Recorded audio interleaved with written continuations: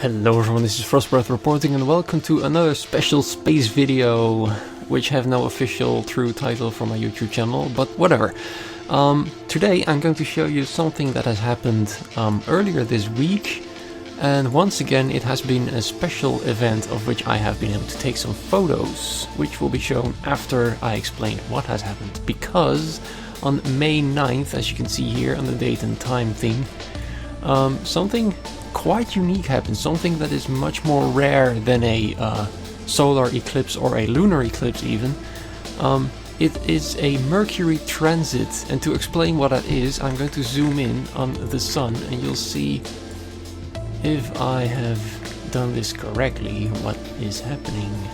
Yes, over there you see a small black little dot. That, ladies and gentlemen, is the planet of Mercury as it passes the solar surface. This is very rare. It happens only about 13 times per century, so that's 13 times per 100 years.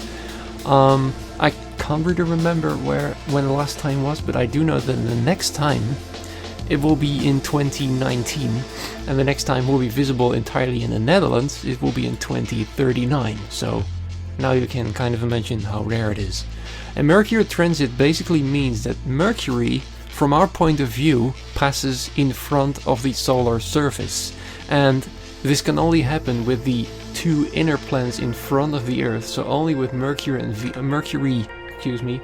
Venus can pass in front of the Sun, because the other planets, which are further away from the Sun than Earth, cannot do so, simply because, well, they are further away from the Sun, and their orbits are farther from the Sun than the Earth's orbit. So only two planets can cross the Sun's surface, and Mercury is one of them. It's the smallest planet in the universe. No, not in the... wow. It's the smallest planet in the solar system, not in the universe.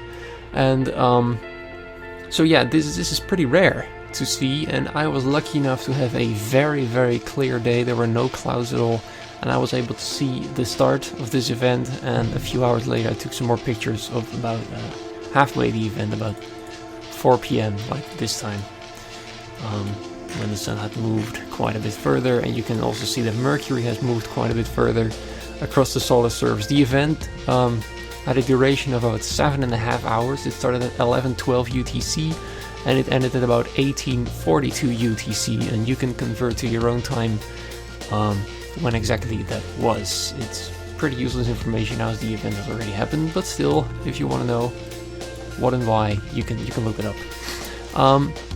Now you may be wondering, why does Mercury not pass in front of the Sun all the time? Well, to explain that, I'm going to move to another piece of software you all are familiar with on my channel, Space Engine.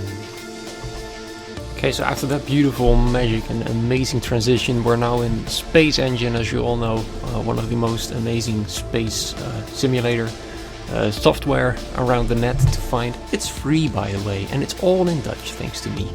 But outside that, we are currently facing the solar system, or at least the inner solar system, with all the 4 rocky planets up until Mars. If I zoom out further, you can see Ceres' orbit, which is slightly bluish, and then that large green orbit is Jupiter, but we'll stay in here because that's all that is relevant. I've currently clicked on the orbit of the Earth, which is now red. First and foremost, as you can see, Mercury's orbit isn't exactly a perfect circle around the Sun. The orbit is elliptical, which means that on one side of the orbit, if you click on Mercury here and you go to the right, you can see over there is much closer to the Sun than way on the left. It's much further away from the Sun. And secondly, if I click on the Earth, center it, and then rotate so that all of the orbits appear to be flat, you can see they are not exactly flat, especially Mercury's orbit. If I click on Mercury again, you can see... I wish you could turn off the sun or something. That sounds kind of creepy, but I wish I could. I think I'm able to, but still. You can just barely see that on the left side the orbit is slightly above the plane of the Sun, because that's what you call it, like the middle of the Sun, it's slightly above it, and on the right side it's slightly below.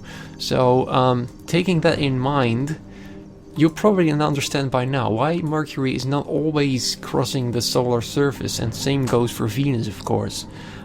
Simply because the orbit is not perfectly round and not perfectly flat. Well, it's actually perfectly flat, but it's not like equal to the Earth's orbit. So that is why Mercury only passes the sun's surface about 13 times per century. So yeah, that's about it.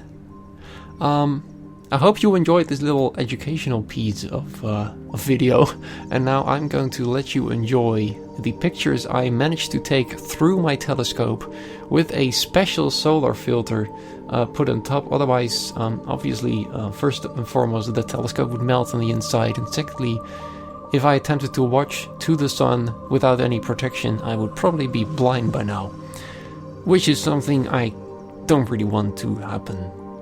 And that's kind of a warning. If you ever go look at the sun, and you probably heard this 1,000 times already, always wear a certain thing to protect your eyes, which is an eclipse glasses or a special solar filter on top of your telescope.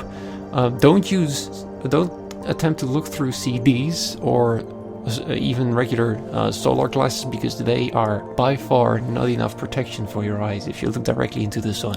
So only eclipse glasses and for your telescope special solar filter will work. Now I'm going to stop talking, and I'm going to let you enjoy the pictures.